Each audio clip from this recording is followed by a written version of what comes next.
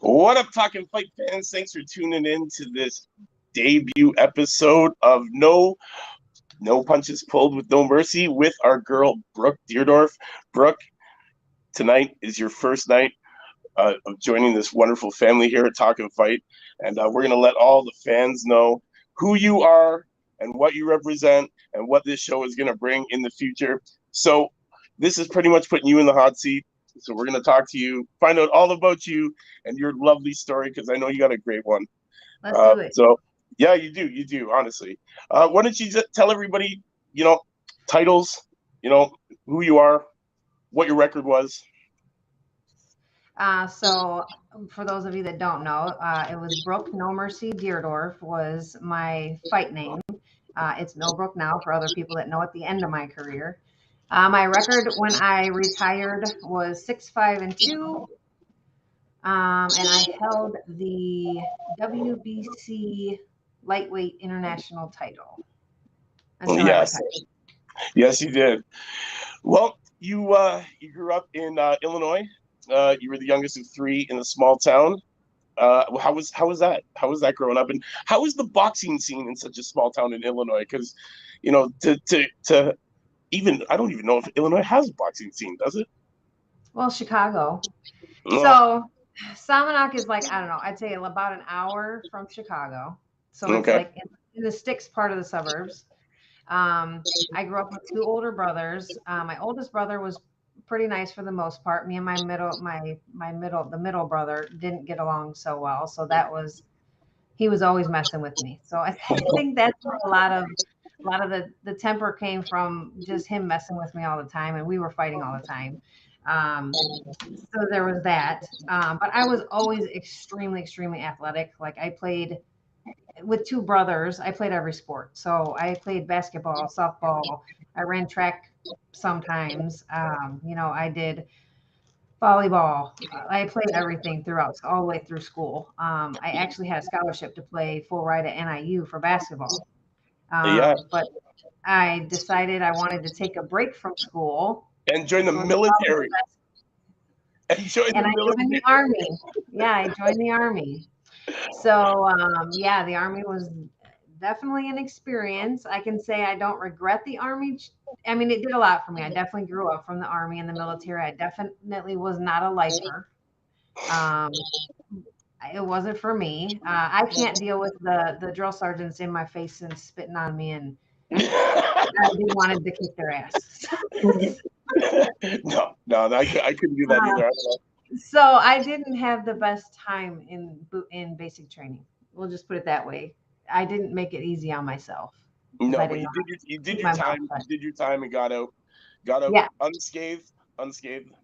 Yes, I got out 2 weeks before 9/11 deployment. Oh. Yeah. Wow. Yeah, wow. I actually got injured in training, so I got an honorable discharge. Excellent. So I guess while serving in the Army, you attended your first female fight. So when I was in the military at night, I worked at a local club bar place just for extra money, and they hosted like fight nights in the bar. So it was literally like anybody in the bar. It was like no holds bar. Like anybody in the bar could sign a waiver and get in the ring. Like, hey, I got beef with that person over there, and then they'll get in the ring and they'll fight at the club. So but as long as you sign a waiver. Yeah. So I got intrigued with it then, watching the fights there, and then I was like, oh, I could do that. So I did it a couple times, and I was like, this is pretty cool. So then I started training just a little bit locally there. Jesse Torres boxing gym, right? Yeah. So then when I got out of the military, I went to Jesse Torres, the Law Boxing Gym in Aurora, and that's where I started just training just to stay in shape and just because it was fun. And then Jesse was like, "Oh, I think I'd only been training like 2 weeks, and the Chicago Golden Gloves was coming up." And he's like, "No, like I think you got some. You should go compete at the gloves." And I'm like, you walked into Jesse's gym like 2 weeks before a Golden Gloves before 2-3 weeks before the gloves started. Oh, wow. Yeah, and he's like, "Oh, you got to come compete. You got to come compete." And I'm like, okay, cool. Like I can do that. Yeah, I want to, I can compete. well, so he's like, yeah, there's different. I knew there was different levels. Like there was novice, so I'm like, cool. Like I'll at least be fighting people with my experience. Well, then Jesse's like, well, you're too good. Like you don't want to fight in the novice. You want to fight open. What he was talking about. So I'm like, I mean, whatever you say, coach, like, I don't know, whatever you think, because I had no clue. I just knew there was different ones, but I didn't know the definition behind the different classes. So he made up like this book, just gave me whatever, I don't even remember what, like this record, so that I could fight in the open division. So that was an experience of a lifetime, let me tell you. I think I fought the first girl I fought was like 6'2". So when I started amateurs, I was fighting at 138. Wow. And the first girl I fought was like 6'2", and I think she had like 100 fights or 80 fights or something. And I was like, what the hell did you get me into? Like, that's who I'm fighting. She can't be the same weight as me. Like I'm little. I'm 5'4". Yeah. So I get in there, but I won that fight just because my brawler style, she couldn't keep me off. Right. So I stayed on the inside. So I won that one. And then I had to fight the next day another girl that had, I don't even know, umpteen thousand fights. I think I won the first 2 fights, but then I had to fight the third night straight. And my body my body was wore out. First of all, I wasn't even that great of shape.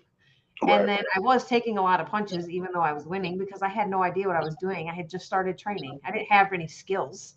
So the third night I lost a decision. So the first time I competed at the gloves, I took second place. Yeah. But I thought that was pretty good for never fighting and not really having experience in doing open. Right. So what was the feeling like getting in that ring for the first time?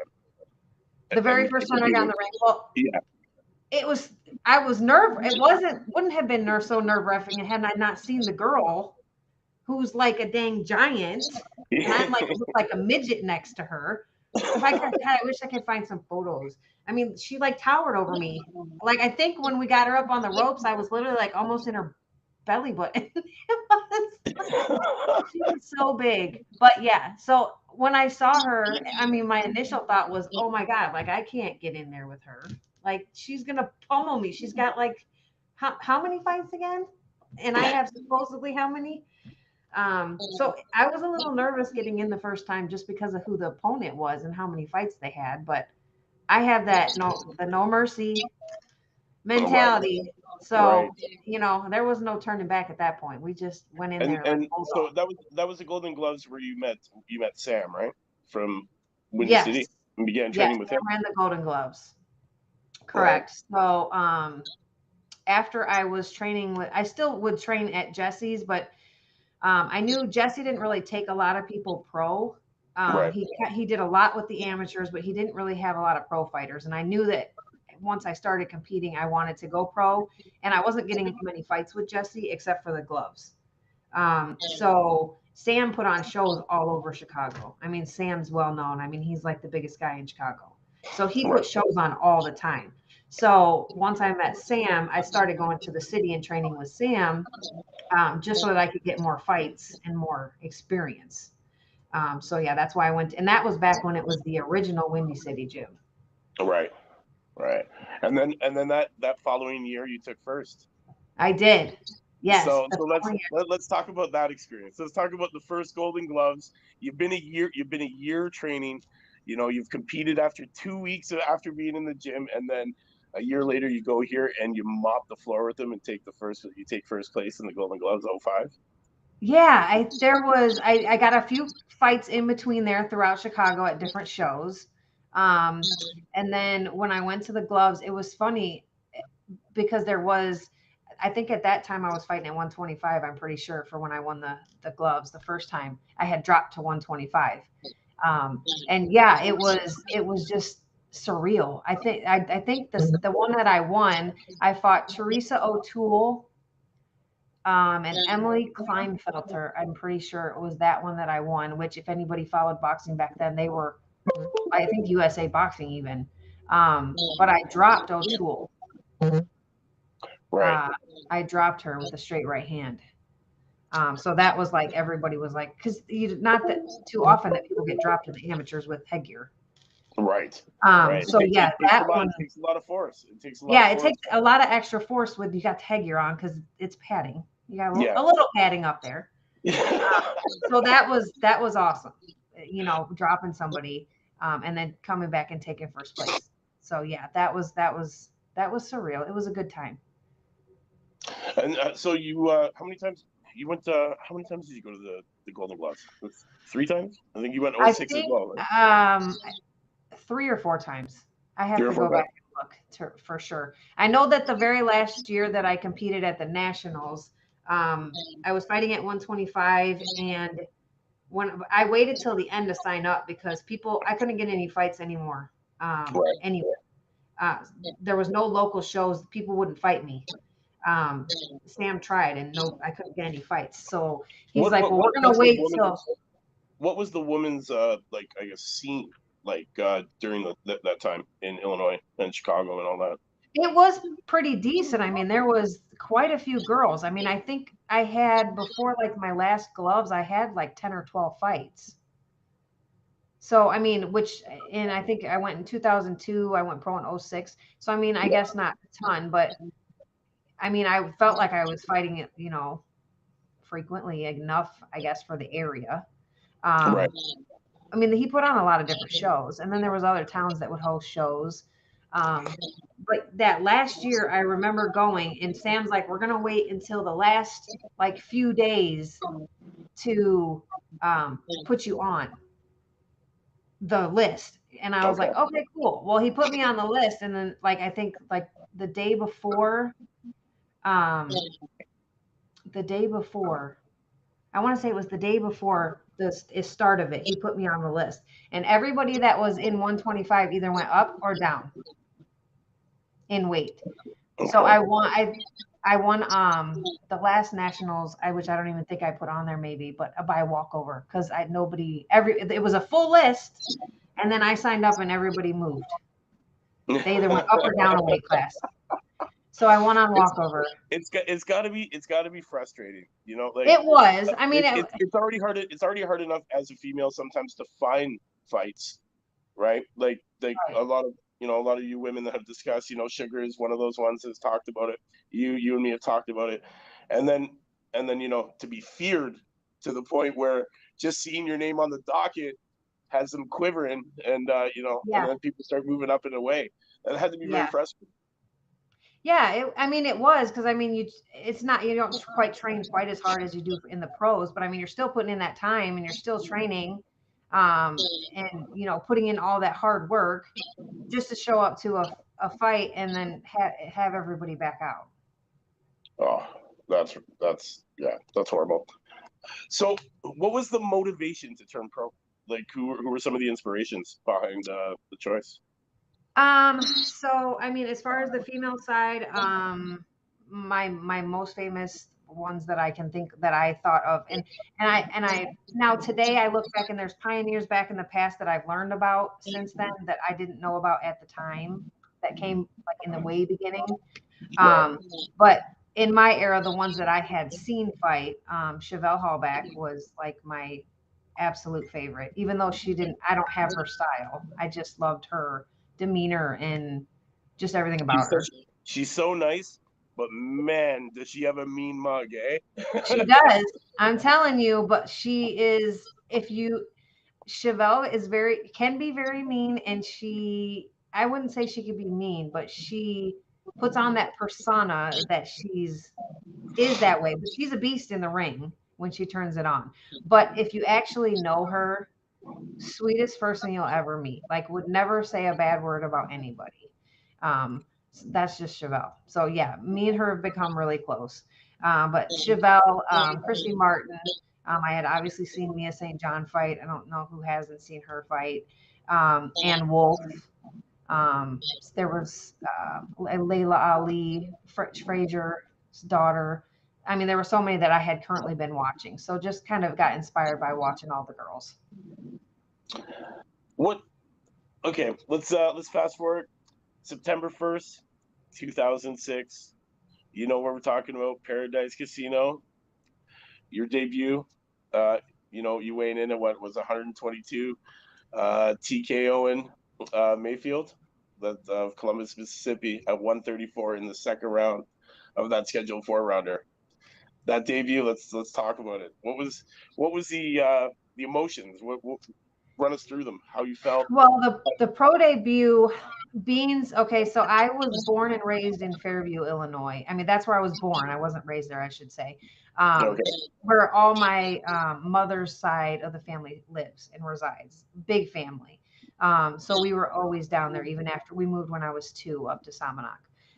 But we were still always back there, like all the time. So it's very close to Peoria. So I don't know, 30, 45 minutes from Peoria. It's down closer to there.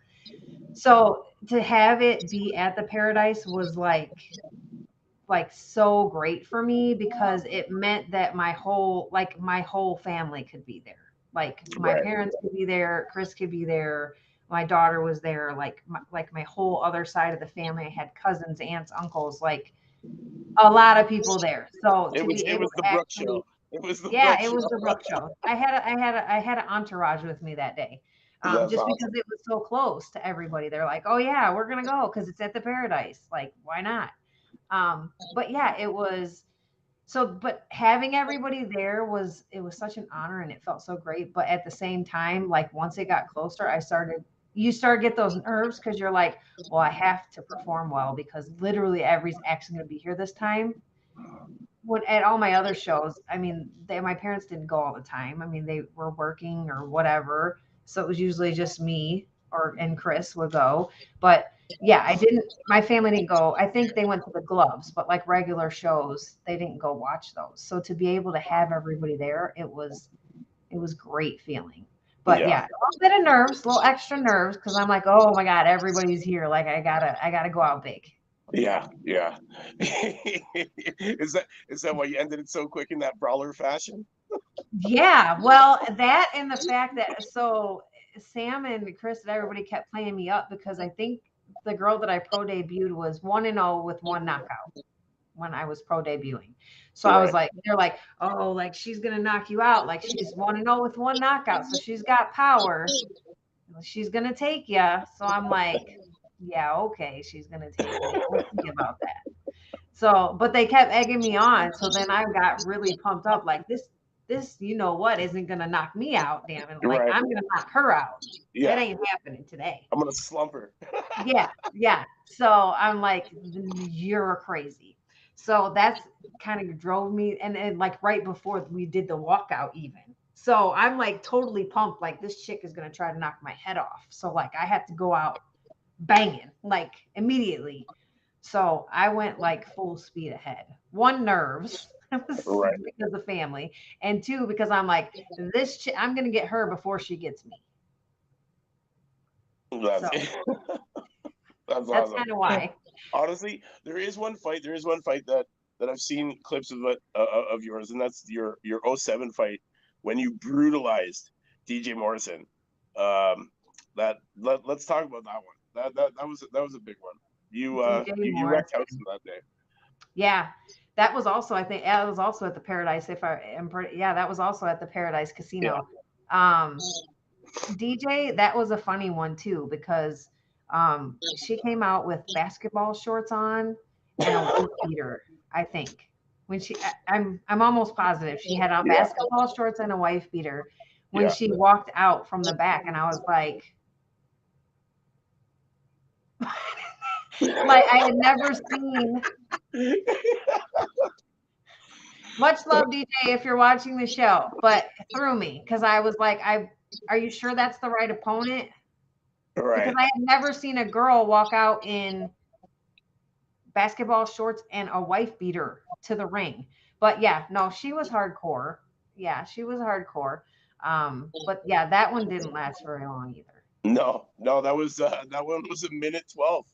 Yeah, minute 12 of the first round TKO, and you know what? That was 3 TKOs, 3 fights, and then we step into to what I say was a great upset. Mia St. John. Wow. Yeah, the first Mia St. John fight. I mean, I can still like.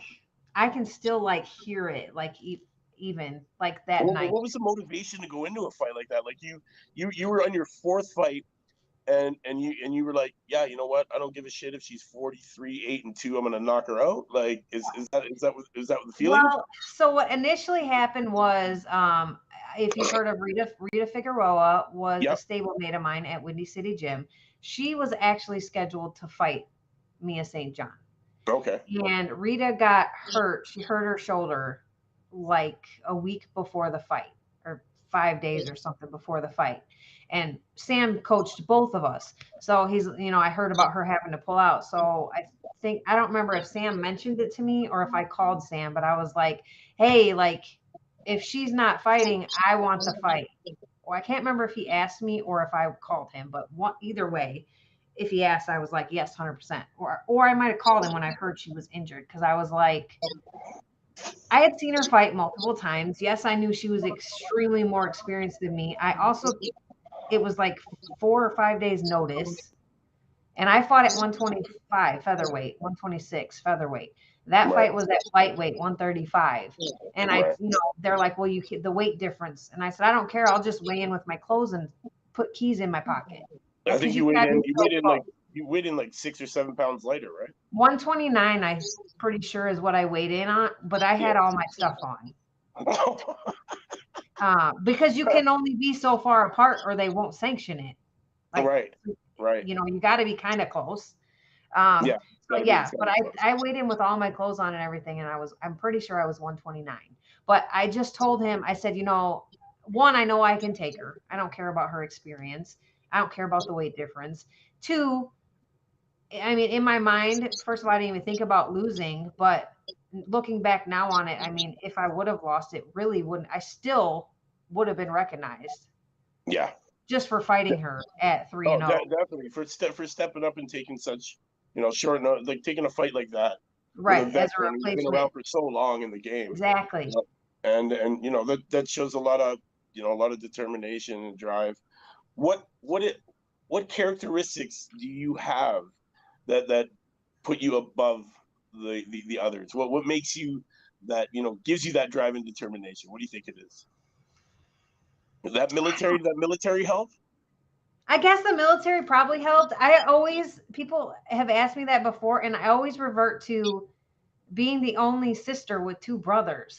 Oh yeah, no, that's gotta suck, man. I beat the crap out of my sister. Like, they were always playing football, or they were, doing this. So I always wanted to play with them. I was the little sister, so I always wanted to tag along with my brothers. So whatever they were doing, I wanted to do. So growing up, I was your typical tomboy girl. Like, I played every sport. I mean, Yeah. I'm not so much the same. I mean, I can be both now, but I mean, I was still a girl, but yet I played all the sports. So people said I was a tomboy. Basketball, volleyball, softball, track. Yeah, I played it all. But I do give a lot of credit to my brothers, because, like I said, my middle brother we used to go at it. Do you box him out now? Have I boxed him now? No. Yeah. Can you box him still, you think? Could I box him? Yeah. I've joked with him many times, and when I was competing, and I'm like, come spar with me. Come spar with me. But Nice. he's the type that's not fair. He's not a fair fighter. So he would have done something stupid. He wouldn't have just. That's because he hit too hard, right? One, he would hit too hard, and two, he would have throw in a knee or an elbow, or he's just that type of guy. Like, if he feels like he's gonna lose, he's gonna bring in some weapons. So, but I do give a lot to that. The military also helped. I mean, my mom, she's tough. She's the sweetest as pie. Do anything for anybody. But if you cross her wrong, watch out. Type of temperament. And my dad is. Everybody says my dad is scary. I don't think he's scary. Everybody else thinks my dad is scary. Like, if they just see him, they're like, he's just got the presence. That's yeah, it. the presence and like his demeanor. And he's a pretty big guy. So everybody's like, oh my God, like, your dad is so scary. And I'm like, okay. I mean, but that's my dad. But yeah, same thing with him. I mean, he is a quiet mad though. So like when he's really mad, he's mad, but he doesn't have to yell. It's almost like if he was a cartoon, you could see the like Yeah, radiation of yeah. exactly.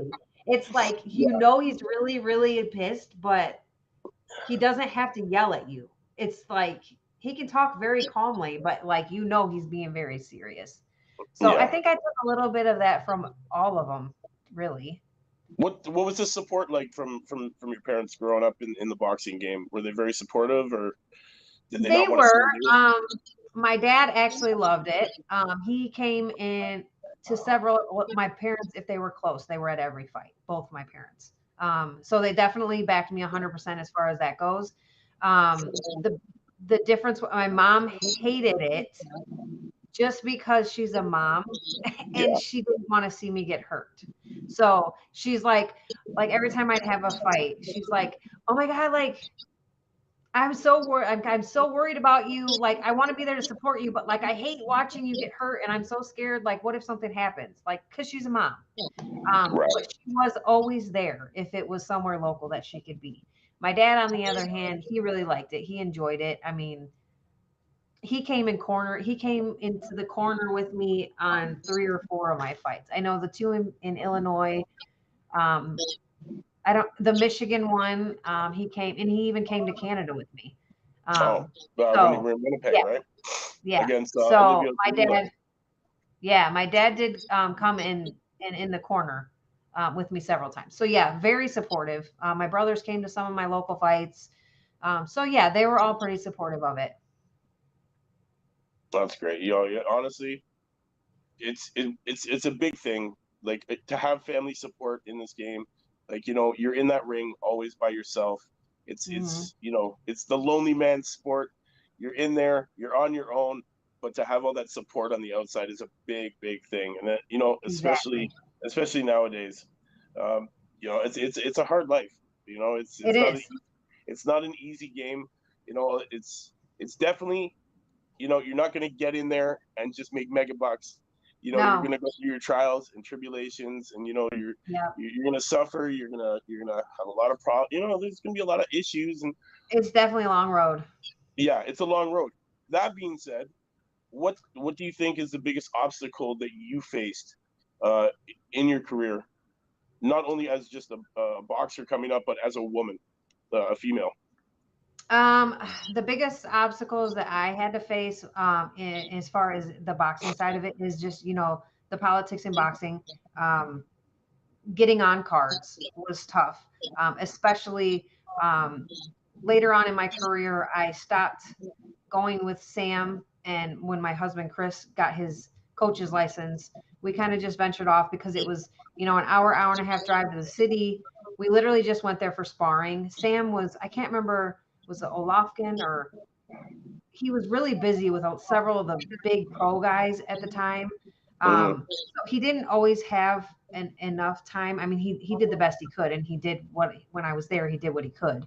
Um, so I literally just started going there for sparring days, Mm-hmm. to get sparring.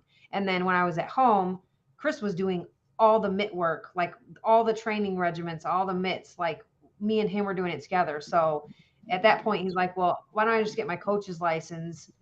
We can still go to any gym for sparring because I knew so many different coaches.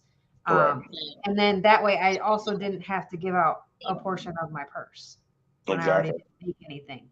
Yeah, Um, because a lot of people don't understand how much that gets split up. yeah. And when you're Yeah. not I mean, making if much, you and have, and it comes time to pay the men that help you yeah, get to where you're at. they don't get that. Yeah. I mean, if you like today or back then, I mean, I only had Sam as a coach, so I only Right. paid him. But Right. if you were to have, a coach and a nutritionist, and then you had, the guy that does your cardio, and you had a promoter, you had to pay all of them a Yeah. portion of your purse. I, at the time, only had Sam, so I had to pay him his coach's portion. But the difference with it is, like back when I was fighting, when you're fighting for $800 or Yeah. $2,000, and then I got to pay out part. I mean, I'm basically fighting for free already. Like, Yeah. so at that point, being Chris was doing all the work, I'm like, we're just like, yeah, we'll just do it on our own.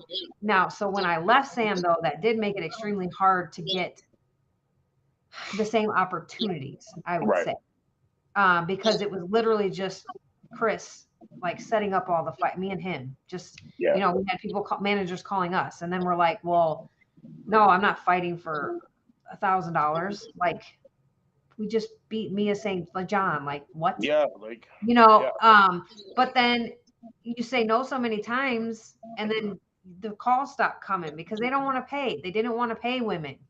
right. So at that point, it's either you take what you can get or you just don't fight. And that just wasn't me at the time. No, not at So, all. we went from there, and so the biggest struggle for us was getting matches, getting fair matches, getting promoters to not screw us over, because first of all, they knew we weren't working with anybody, which I don't know if that made it worse or not, but just always getting the raw end of the deal as a female, like never getting equality, never getting fair purses, like not even close to fair.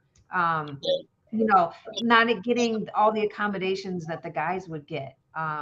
Sometimes, I know that I can't even remember which fight it was, but one of the times I fought in New York, the room that they gave us was like, I was scared to go there.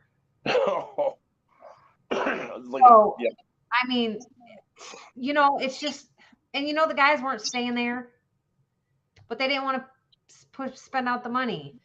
Right. So, just from just getting any kind of equality or fairness was like the biggest challenge for us. And getting, we couldn't get any fights with any commissions locally anymore. Once I left Sam, I never fought in Illinois again. Wow. Wow, it really goes to show you how politics really can take over and hinder the upward rise of 8-count promotions.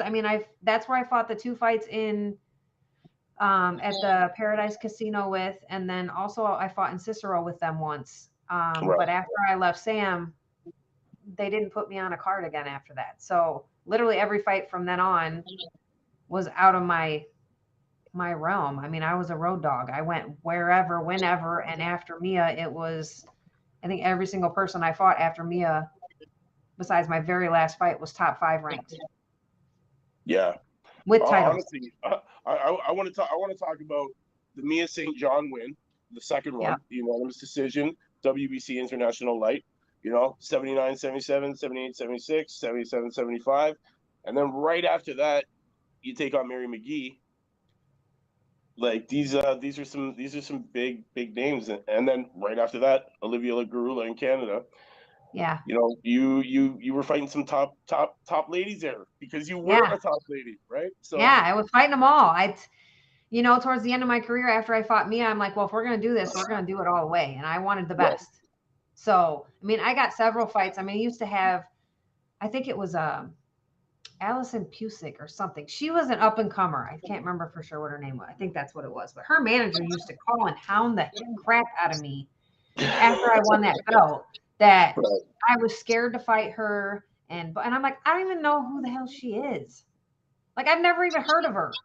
Right. Why would I fight you when you're not ranked and I don't even know who you are? Like, I've never even seen an article about you. Move it along, buddy.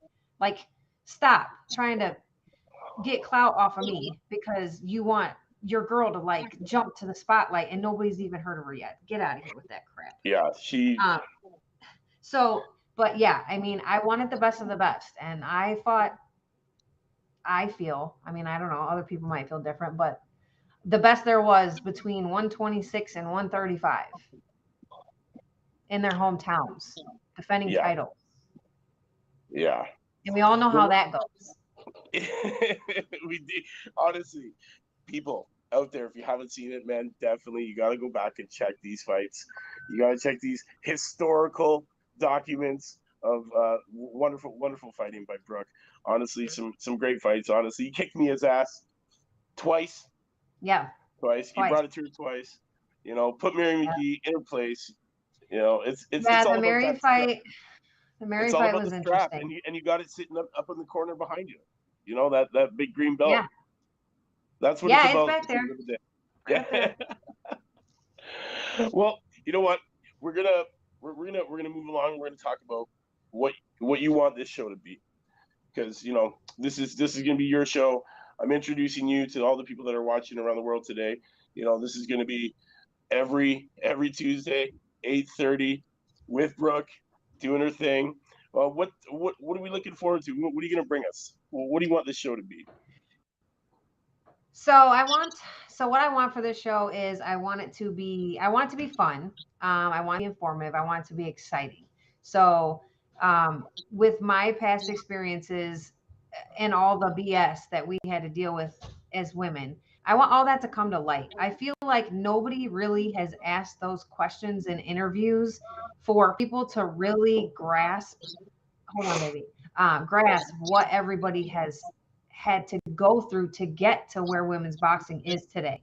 Right. I feel like a lot of the women in today's era has forgot about all of the past females that helped pave the way to get them on that level. It didn't just happen because of one fighter. Like you didn't make that happen. All of us did. We all put a brick in that road all the way to where you got today. So there have been women professionally fighting since the 1800s. Yes. So I'm going to be interviewing pioneers, old school fighters. I'm going to be doing before my era fighters, like all the way up, as many as I can get. And I'm going to ask, questions. I want people to realize, like you were asking, like all the crap that we had to deal with, with the pay and not being able to fight, not being able to get a license, not being able to, get on a card, or not be able to be televised, or not be able to be a main event, or make more than, I don't know, back then, shoot, the most I made was $4,000. I could only imagine what it was. That's one thing I give you a lot of respect for. You openly. Oh, I'll tell it. You openly discuss purses, and that is one big thing in boxing that gets very hush hush. Very hush hush. But you know what? I'm not fighting anymore. So there's a lot of hearsay. There's a lot of, this person said this is how much this is, this and this. But when it comes down to cold, hard facts and what's written down on a piece of paper and what gets put on that check, you can't find that stuff. And it's great that you're shedding a light on that situation for women and really showing that you guys have come a hell of a long way. We really, really have. I mean, for my WBC title in Mexico against Mia St. John, $4,000. Just throw it out there so everybody knows. I'm sure Mia made way more than I did, but I to this day don't know what she made. But I'm sure it doesn't matter. You got the W. I did. I got the W. But so that's what I want the show. Yeah, that's what I want the show to be, the truth. Like I want people to really tell the truth, so that the current fighters, the current champions, like everybody can really see like how bad it was. Because I don't think they, like me, when I was in my time, I didn't do the research. I mean, I like all the names I listed, those were like the people I looked up to, because those were the ones that I physically saw. Right. Like they were before me, but I saw them fighting. Like they were in the news, they were fighting on TV. Like I saw them fighting. The people before that, I didn't until recently really learn about some of the older fighters that started it, got the first license ever. Like I'm learning as I'm going. And so it's so intriguing to like actually hear their stories. When I was inducted at the Hall of Fame, I mean, there were several pioneers that were inducted, and the stories that they told were just, I mean, it was so like humbling to hear, like some of the stuff that they were saying, and to like know that it was worse than it was when I was fighting. Like, but I didn't take the time then as a young fighter to really do the full research on women's boxing. But I just want the truth. So I wanted, when I do interviews, I want people to be honest. I want them to tell the truth. I'm going to ask harder questions to try to get them to spill the tea and tell me like all the BS they had to go through. So we'll be doing interviews. Do you want me to give the, oh, I can't, because they might be watching. I have some of my shows scheduled. Yes. So just tune in because they're going to be very exciting. Honestly, I get to hear what's going on for next week, so I'm already excited for next week's show. And I know it's going to be a great debut of you by yourself with your own show here on the Talkin Fight Network. Honestly, Brooke, I want to say firsthand, welcome to the family. Thank you. It's going to be great.